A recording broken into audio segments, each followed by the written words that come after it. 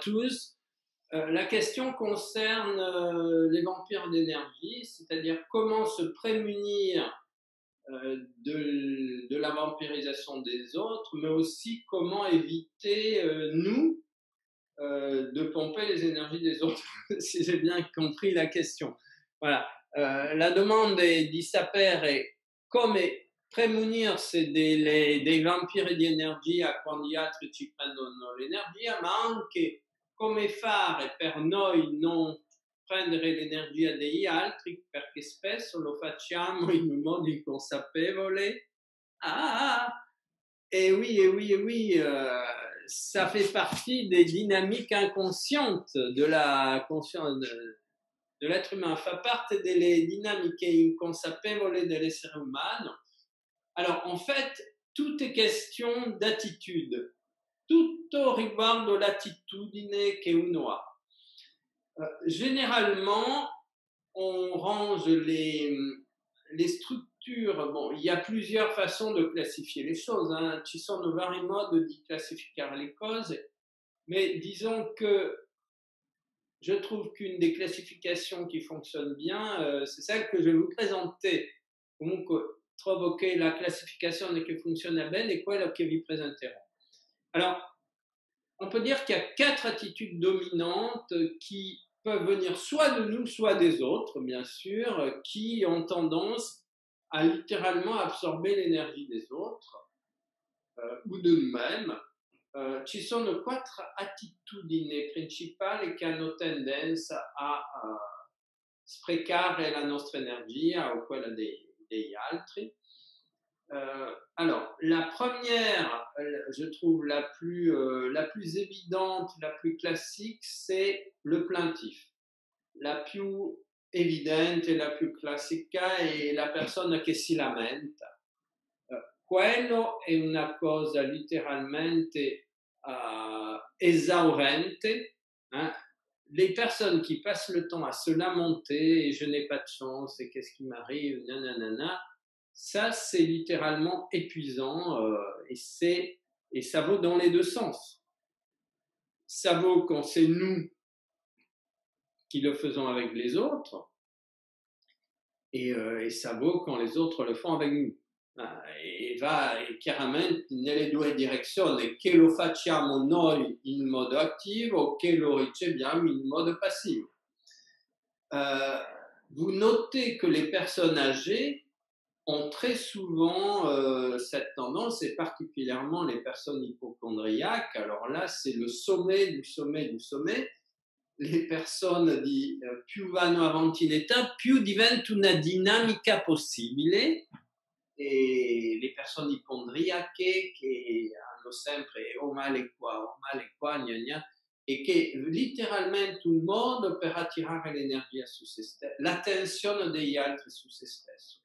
Et c'est toujours une façon d'attirer l'attention des autres sur soi, et c'est un mode passif.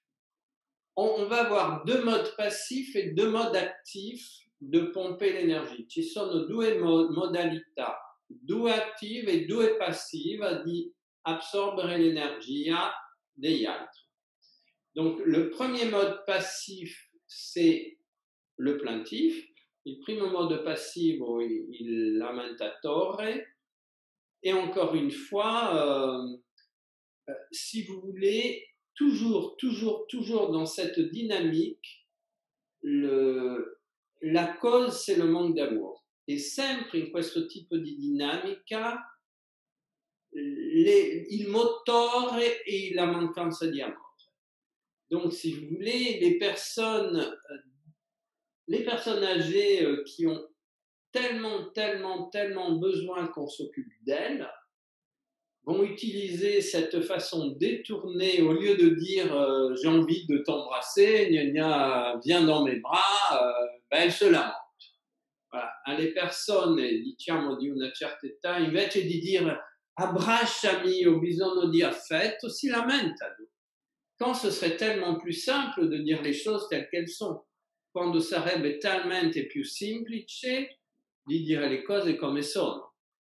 La deuxième stratégie passive, la seconda strategia passiva, c'est l'indifférent et l'indifférente. Alors, l'indifférence, c'est la stratégie des personnes qui font la tête. Comme on dit en français, elles font la gueule. In italiano, la gente che fa il muso. C'est vraiment une stratégie pour attirer l'attention sur soi. E anche quella una strategia per attirare l'attenzione su se stesso. Et ça, ce sont les personnes, si vous voulez, qui sont, on va dire, qui n'arrivent pas à exprimer leurs sentiments. E la strategia delle persone che non arrivano a esprimere i loro sentimenti, et on pourrait dire qu'ils se retirent dans leur tour d'ivoire. Si ritirano nel loro torre d'ivoria, et on ne sait pas pourquoi. Et généralement, non si sa perché. Et ça peut durer des heures, des jours, des semaines. E può durare ore, giorni, settimane, secondo, diciamo, la potenza della modalità di questo meccanismo. E di nuovo siamo anche qua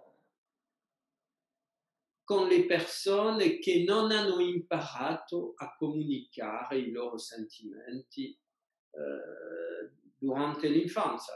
Et bien sûr, on est de nouveau dans les dynamiques des personnes qui n'ont pas appris à communiquer leurs sentiments dans leur passé. Et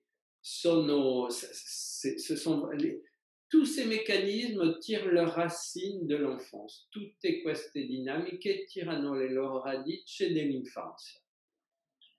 Après, nous avons les deux comportements actifs. Dopo abbiamo i due atteggiamenti attivi. Le premier, c'est l'intimidateur. Il primo è l'intimidatore. Ce sont les personnes qui font peur aux autres. Sono le persone che fanno paura agli altri. Ils vont intimider par la force, par la menace, par l'intimidation. Ils font peur. Vanno intimidare tramite la forza, la minaccia, l'intimidazione, fanno paura.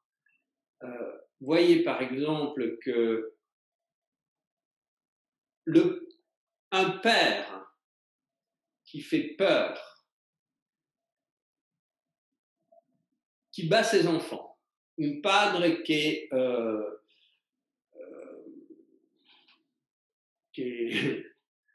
come si dice, papà, che fa violenze fisica sia alla moglie che ai figli. E lo sappiamo, è estremamente diffuso actuellement, c'est extrêmement diffusé actuellement. On parle énormément de femmes battues, donc elles ont en face d'elles des intimidateurs. Le donne, si dice, ci sono delle donne che vengono picchiate dai mariti. I mariti sono chiaramente intimidatori. Et en fait, elles vivent en permanence dans cette tension. Et si vous voulez, l'intimidateur, par la peur qu'il exerce sur les autres, fait que les autres pensent tout le temps à lui. Et donc, l'attention des autres tournée vers l'intimidateur donne les énergies à l'intimidateur. L'intimidatore fa tanto paura che le persone a chi fanno paura rivolgono permanentemente la loro attenzione verso di lui e è un modo per attirare l'attenzione su se stesso. On a aussi des femmes très violentes avec leurs enfants. Ci sono anche delle donne estremamente violente con i loro bambini. On a aussi, si vous voulez, la drogue, l'alcoolisme, qui sont des facteurs extrêmement amplificateurs de ce type de phénomène. La drogue o l'alcol sono dei fattori amplificatori di questi fenomeni. Donc, et on sait que des enfants battus vont avoir tendance à battre ensuite leurs propres enfants. Dei bambini picchiati, dopo picchieranno i loro bambini, parce que c'est la loi de la compensation. Ils n'ont pas appris, quand on ne communique pas, on remplace la communication par ces stratégies de vampires énergétiques. Quando non sappiamo comunicare, rimpiazziamo le strategie da quella di vampiro energetico. È una cosa matematica. Et la dernière stratégie est l'interrogateur. L'ultima strategia, e perciò che è una stratégie attiva, l'ultime stratégie qui est une stratégie active, c'est celle de l'intimidateur, de l'interrogateur. Ce sont les personnes qui passent le temps à vous poser des questions, à fouiller dans votre vie personnelle, qui ne vous laissent jamais de répit. On dirait qu'elles veulent tout savoir. Et ça, c'est un mécanisme aussi. On n'a plus de jardin secret et donc on est littéralement terrorisé à l'idée que l'autre puisse apprendre à connaître notre jardin secret. Et plus on a des intimidateurs en face de soi, plus on est obligé d'avoir un jardin secret, plus on doit cacher les choses, plus il y a de choses à cacher, et plus l'intimidateur et l'interrogateur devient dangereux. Sono dei circoli viziosi perché ogni volta che c'è un interrogatore che vuole sapere tutto, uno obbligatoriamente si deve creare un giardino segreto, e più il giardino segreto è importante, più avrà paura dell'interrogatore e più rivolgerà la sua energia all'interrogatore. Donc si vous voulez, ça, chacun d'entre nous a quand même tendance à être relié a un de ces 4 mécanismi. Ognuno di noi ha tendenza a essere collegato a uno di questi 4 meccanismi. Par exemple, moi mon père était intimidateur et ma mère était interrogatrice. Le résultat, forcément, on a besoin de se protéger. Et le résultat principal, ça a été l'indifférence, en ce qui me concerne. Donc, m'éloigner le plus possible pour ne pas risquer de me faire taper dessus, soit avec des gestes, soit avec des paroles. Perciò il mio meccanismo è stato di ritirarmi completamente dentro di me attraverso, diciamo, un'apparenza di indifferenza per non farmi picchiare sia con le mani sia con le parole. Et alors évidemment, ça devient mon propre, si vous voulez, nos propres mécanismes de défense deviennent notre stratégie pour vampiriser l'énergie des autres. C'est ça qui est extraordinaire. Le nostre strategie di difesa diventano le nostre strategie per vampirizzare l'energia degli altri. Donc, à l'origine, ce sont des structures de défense. Si vous voulez, un enfant dont les parents, par exemple, un des parents est indifférent, qu'est-ce qu'il va faire? Il va sans arrêt lui poser des questions. Un bambino di quale un genitore è indifferente, che farà? Farà di tutto per entrare nella correzza e nella tora d'ivore di questo genitore e diventerà interrogatore.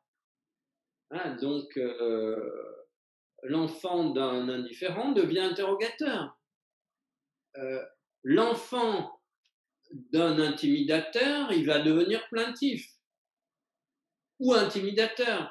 Il bambino di intimidatore diventerà o intimidatore o lamentatore. Et l'enfant d'un plaintif, il aura une telle colère contre l'aspect hypocondriaque de son parent il peut devenir violent. Il figlio di un lamentatore può diventare violento perché sarà stato arrabbiatissimo di un genitore che passi il tempo a lamentarsi sulla sua condizione piuttosto che di vedere il figlio. Voilà. Donc, si vous voulez, ce sont la chose extraordinaire. On voit que nous avons tous un terrain de vampire d'énergie, abbiamo tutti un terreno di vampire di energia, et justement, il y a des gens qui si on ne fait pas un travail sur soi, on ne peut pas en être conscient, se non si fa un lavoro su se stesso, non si può essere consapevole di quello. Et bien sûr, c'est en devenant toujours plus conscient de ses propres mécanismes de fonctionnement, de ses propres mécanismes de défense, qu'on va apprendre à mieux communiquer et qu'on va sortir progressivement de ce système, du système dans lequel on est enfermé. Perciò, imparando a conoscere se stesso sempre meglio, che uno può liberarsi di quello, cominciare a migliorare la sua comunicazione e perciò uscire finalmente di queste strategie che sono delle strategie vampirisanti dell'energia degli altri, mais aussi de soi-même parce que ça attire les stratégies contraires. Ma capite che è anche le strategie con quali vampirizziamo l'energia degli altri sono anche delle strategie con quali vampirizziamo le nostre proprie energie perché attirano les risposte correspondantes degli altri. Voilà, donc c'est pour ça qu'il est tellement, tellement, tellement important d'oser dire, d'oser parler, d'oser exprimer les choses, même si on est dans des... si notre propre histoire ne va pas dans ce sens. C'est perciò che è tanto importante di arrivare a parlare, a esprimere, a comunicare et à exprimer notre besoin d'amour avant tout. E perciò che è tanto importante di comunicare, esprimere il nostro bisogno di amore prima di tutto. Perché l'origine di tutte queste, diciamo, difficoltà è sempre, non direi la mancanza di amore, ma la difficoltà a esprimere l'amore in un modo accennato. L'origine, c'est pas forcément le manque d'amour, mais c'est la maladresse dans l'expression de l'amour.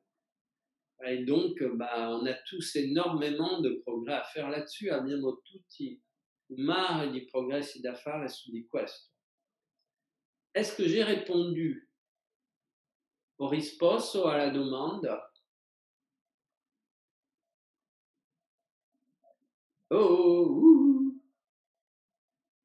Tu peux poi Sì, grazie. Va bene così? Sì. Voilà. Avete quelqu'un d'autre a une demande en lien avec ça? Qualcun altro ha una domanda collegata a questo?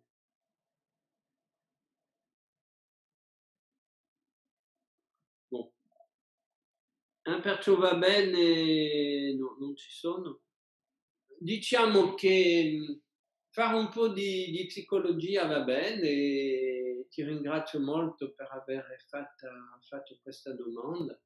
Ça fait du bien aussi de faire un peu de psychologie de temps en temps et donc je remercie beaucoup que cette question ait été posée. Voilà, et après, on peut aller plus loin. Si vous voulez, toutes ces relations, il y a des systèmes de communication dans le couple qui sont extrêmement difficiles. Et je pense particulièrement au sadomasochisme. Ci sono dei meccanismi di collegamento nella coppia che sono molto pesanti e penso particolarmente al sadomasochismo. le sadomasochisme, c'est le type de relation dans lequel le sadique fait souffrir la personne qu'il aime et le masochiste aime la personne qui le fait souffrir. La définition del sadomasochismo, il sadico fa soffrire la persona che ama e il masochiste ama la persona che lo fa soffrire. Et si vous voulez, ça, ce sont des aimants. Sono come due calamità che si attirano e non riescono a distaccarsi, mais c'est quelque chose d'absolument épuisant. Les personnes sont comme attirées, aimantées l'une envers l'autre, mais dans une relation qui est extrêmement épuisante. Mais la relation fonctionne parce que elle est polarisée de cette façon. Ce qui est extraordinaire, c'est que la relation fonctionne parce qu'elle est polarisée de cette façon. C'est-à-dire que le masochiste a besoin d'un sadique et le sadique a besoin d'un masochiste. Alors évidemment, on est dans des phénomènes, on va dire, qui lorsqu'ils sont très aboutis, sont rangés dans la categoria des perversions.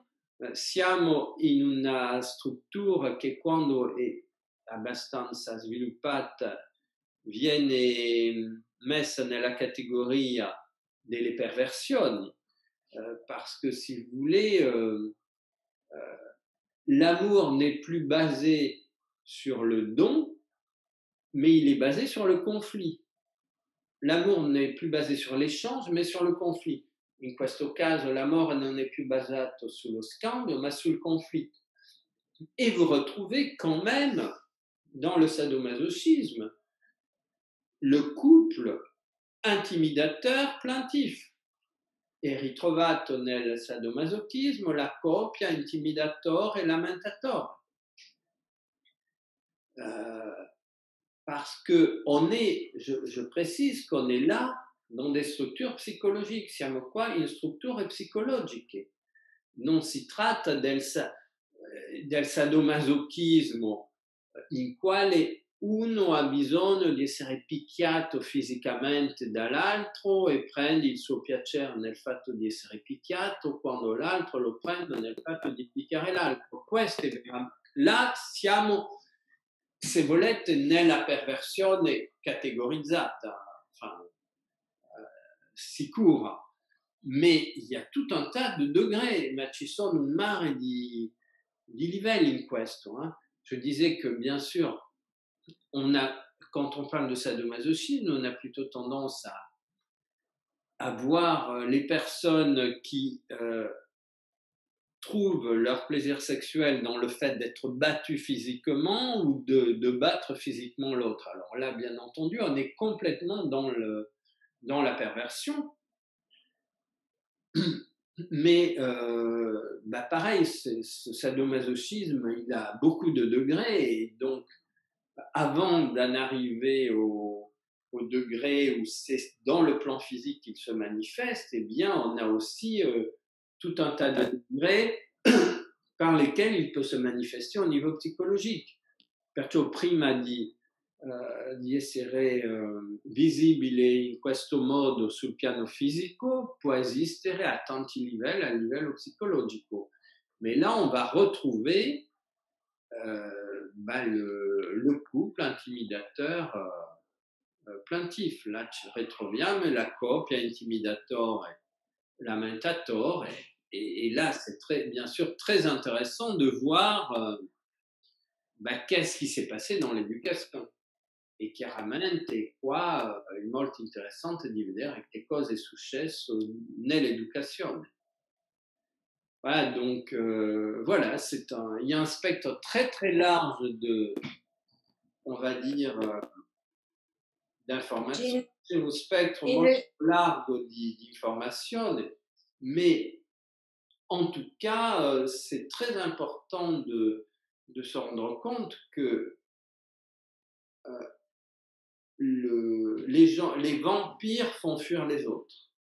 I vampiri fanno fuggire gli altri. Et donc, c'est très important pour chacun d'entre nous de prendre conscience de sa stratégie vampirisante e de celle par laquelle il se fait vampiriser e de travailler dessus. Perciò è molto importante lavorare su questi meccanismi attraverso la consapevolezza di come funzioniamo noi. Oui, il y a... Oui, j'ai une question. Je pense que oui, que c'est peut-être un rapport en plus avec vraiment l'actualité par rapport au phénomène du pervers narcissique. Voilà, bon. Est-ce que ça fait un degré de ce que tu viens d'expliquer ou est-ce que c'est encore une case à part? Je sais pas. Ouais, bon, alors là, viene aggiunto il perverso narcisico. Bah, c'est bien sûr, on peut le ranger dans cette categoria, è un modo straordinario, diciamo, di vampirizzare l'altro.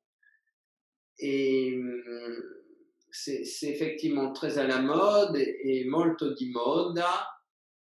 Mais là, on atteint des systèmes vraiment totalement pathologiques. Con il perverso narcisico siamo in strutture patologiche et si vous voulez, dans les structures vraiment pathologiques, au-delà d'un certain niveau, la personne a énormément de difficultés à devenir consciente de ces mécanismes. Et là, on entre vraiment dans la pathologie. Ci sono, quando a un certo livello di patologia diventa estremamente complicato di diventare consapevole del proprio meccanismo di lavorare sopra. Et bien sûr, le narcissisme, c'est une énorme frustration d'amour qui aboutit à un déficit total d'image de soi-même. Et il narcisismo corrisponde a un grande deficit di amore. Si vous voulez, dit en deux mots, il y a un moment où l'enfant commence, au début de la vie, l'enfant est centré sur soi-même. All'inizio della vita il bambino è centrato su se stesso, completamente centrato su se stesso, et il mondo è il prolungamento di se stesso. Le monde, c'est le prolongement de soi-même. Et dans le narcissisme, l'enfant ne va pas sortir de cette situation. Donc on peut dire que émotionnellement, il reste fixé vraiment aux 3 premières années de la vie, peut-être même aux 2 premières. Emozionalmente rimane fissato ai 3 primi anni della vita, dove non c'è differenza fra mondo esteriore e mondo interiore. Et donc, il n'y a pas encore de différence entre le monde extérieur et le monde intérieur. Et donc, il ne peut pas s'ouvrir à l'autre. Et il se prend pour objet de son propre amour. Non si può aprire agli altri, si prende per oggetto del suo proprio amore. Et si vous voulez, à partir de là,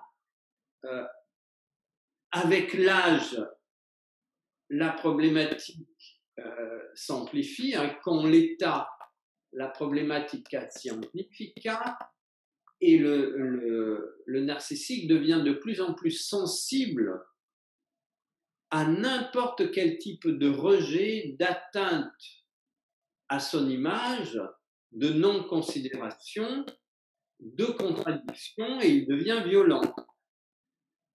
E perciò il narcisico, ogni volta che non si sente più il centro di attenzione dell'altro, non lo sopporta e può diventare violento. Questo è un processo che si va amplificando con il tempo, et c'est pour ça que les gens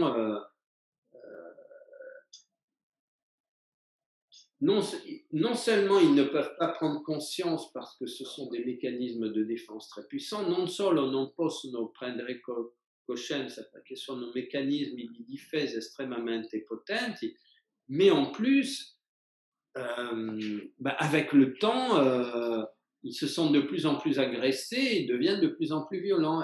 E dopo, est-ce que excuse-moi de te... con il tempo diventano sempre più aggressivi e diventano perciò violenti.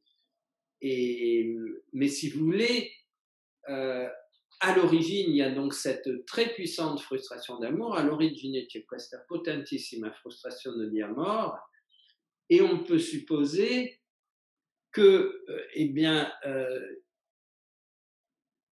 ces mécanismes s'amplifient pour moi par le fait que tout petit, les enfants sont abandonnés, ne sont plus en présence de la mère et de la famille, mais sont mis dans des crèches, sont mis dans des, si vous voulez, dans des groupes de personnes, d'enfants du même âge, où ils n'apprennent pas à